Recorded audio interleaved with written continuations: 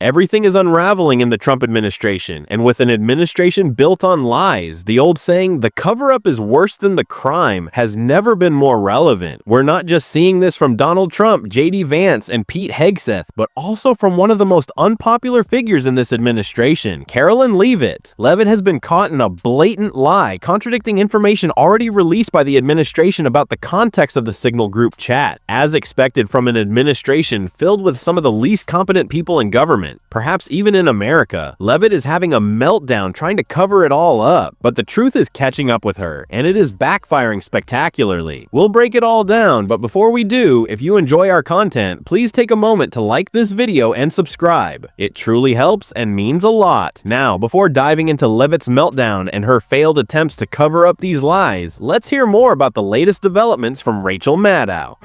So here's three proper names, proper nouns, actually. Michael Waltz is the National Security Advisor for Donald Trump. That's one. Signal, that's two. Signal is a free, very popular encrypted messaging app that lots of journalists and public officials use for private communication. And the third proper noun here is Jeffrey Goldberg. He's the editor-in-chief of The Atlantic magazine. And here is the astounding collision of those three proper names. National Security Advisor Michael Waltz, Signal, the encrypted messaging app, and Jeffrey Goldberg, well-known journalist.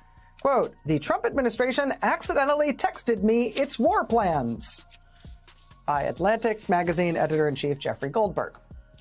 He says, quote, "On Tuesday, March 11th, I received a connection request on Signal from a user identified as Michael Waltz.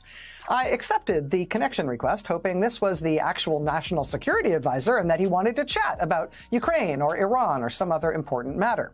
2 days later, Thursday at 4:28 p.m., I received a notice that I was to be included in a Signal chat group.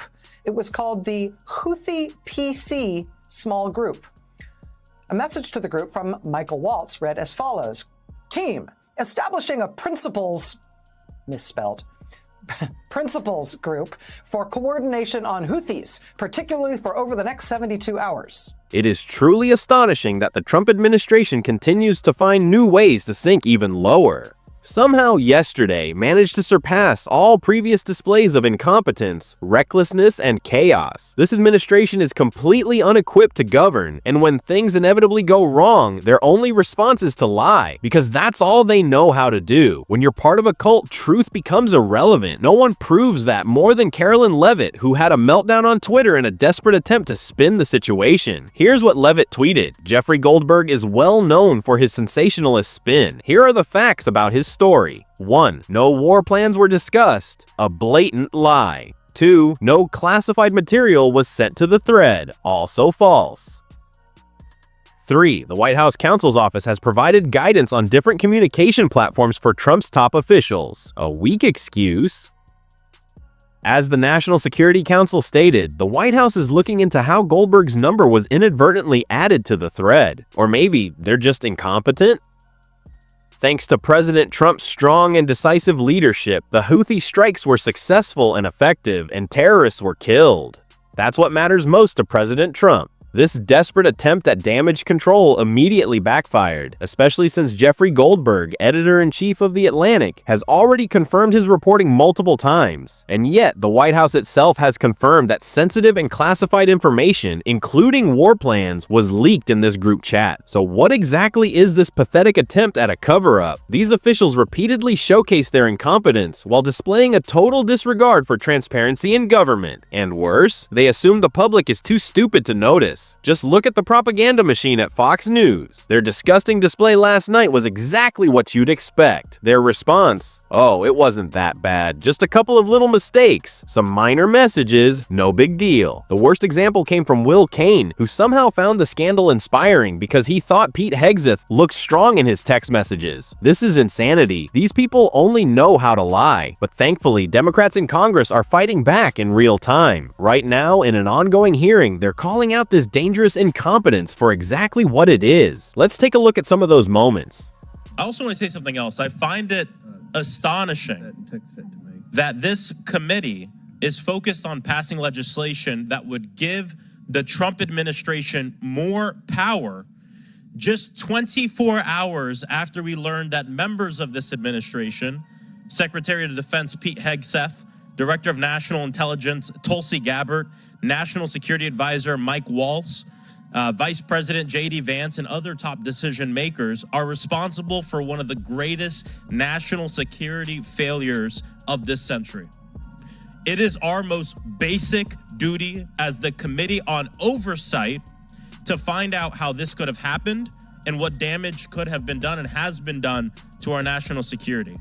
And as I claim time to debate on this bill, it is relevant to raise the question of why the Republican sponsor considers this issue more important than getting to the bottom of this, quote, Houthi PC small group, end quote, signal chat, where highly sensitive information about a military operation prior to its being carried out was shared on an unofficial and unsecured channel with a private citizen. Yesterday, Atlantic editor Jeffrey Goldberg published the astonishing story of how he was added to a signal chat by National Security Advisor Mike Waltz that included the Secretary of Defense, Vice President, and 16 others, most of whom have yet to be identified. The White House has already acknowledged the legitimacy of this conversation. Mr. Chair, I ask unanimous consent to enter into the record this Atlantic article titled, "The Trump Administration Accidentally Texted Me Its War Plans." Without objection, so ordered.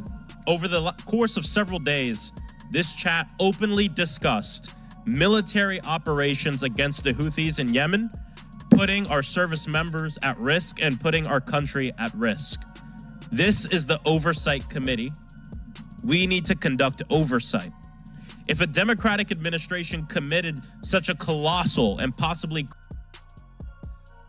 This story needs to dominate the news cycle for days, weeks, and even months to come. We cannot stop hammering home the reality that people, unfortunately, elected Donald Trump thinking they'd get a little chaos, some bad tweets, and a booming economy. Instead, they got a garbage economy and daily national security failures. This is insanity, and the corruption runs deep. It's not just the White House, it's spreading across every corner of power. Take Elon Musk, for example. In a story that needs far more coverage, he's trying to buy the Wisconsin Supreme Court election happening on April 1st. I've talked about this a lot on the show because it matters. It's one of the most critical stories right now. And if you want to support this channel in our fight, you know what to do. Hit that subscribe button, leave a like on this video, drop a blue heart in the comments if you made it to the end. Until next time, I'll see you soon.